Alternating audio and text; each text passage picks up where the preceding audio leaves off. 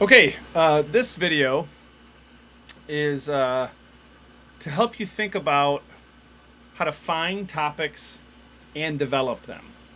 So, how do you find topics that you can be expository about, and then how do you develop them? How do you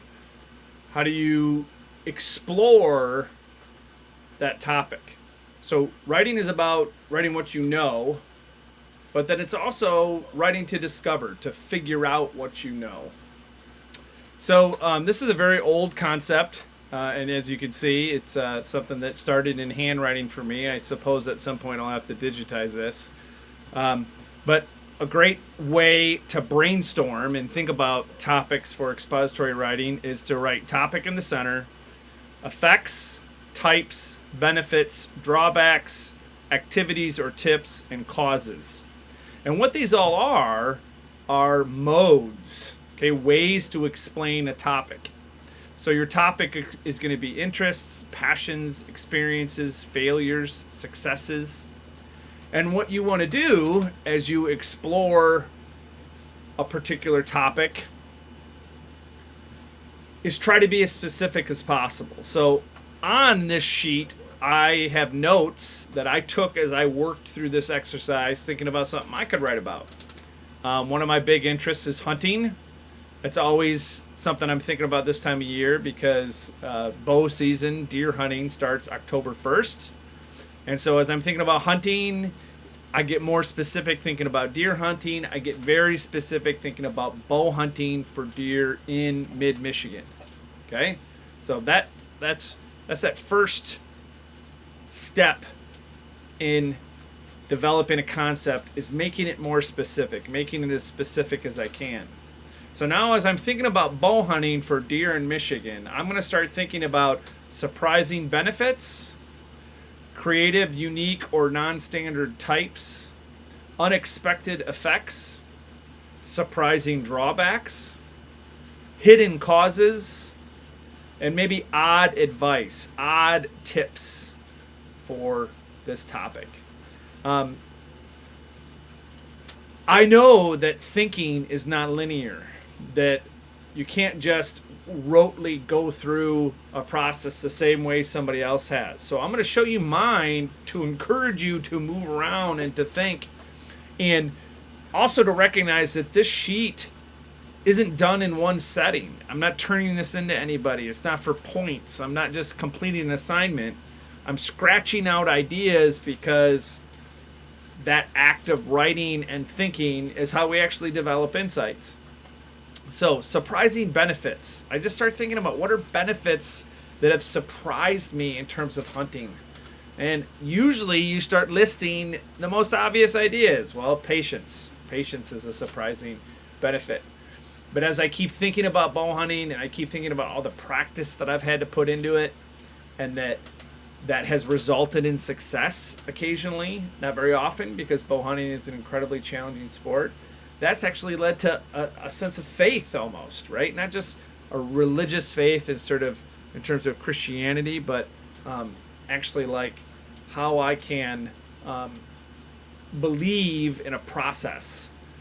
Focus, endurance, those have been surprising benefits. It's such a challenging aspect of it's such a challenging sport that you definitely develop a sense of endurance. What are some creative, unique, or non-standard types inside of this? So I'm going to think about nouns. Could I think of different types of hunters? Yeah, I really could. Types of DNR officers, types of hunts, different kinds of bow hunts. Other nouns inside of this topic: bows and stands and food plots and strategies and releases and broadheads. Oh my God, I could write forever about broadheads. Mechanical broadheads, fixed broadheads, the way broadheads become an obsession. Really, types works well as a mode when you're making up your own categories. So this isn't categories that are established that you can look up somewhere, but instead, based on your experience with the topic, categories you recognize. So I think I could really do this with types of hunters, right?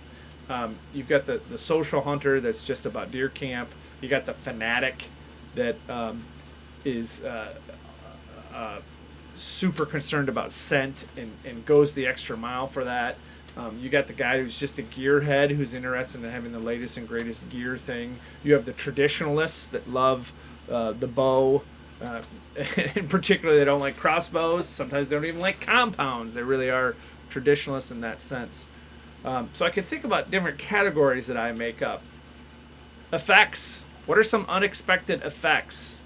So bow hunting made me a better, and I start listening. Did it make me a better father? Did it make me a better teacher? Did it make me a better husband? Did it make me a better writer? Oh, that one's interesting. How did bow hunting make me a better writer? It made me observational. It made me practice thoughtfulness.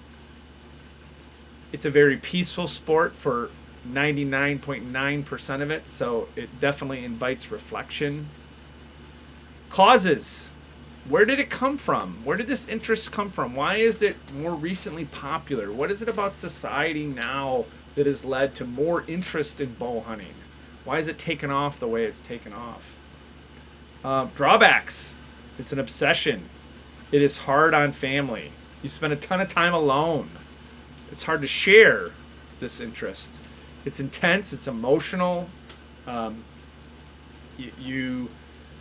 It's such a rare success rate, and you have so many near misses and brushes, and you saw a big deer, but it never got closer than 20 yards.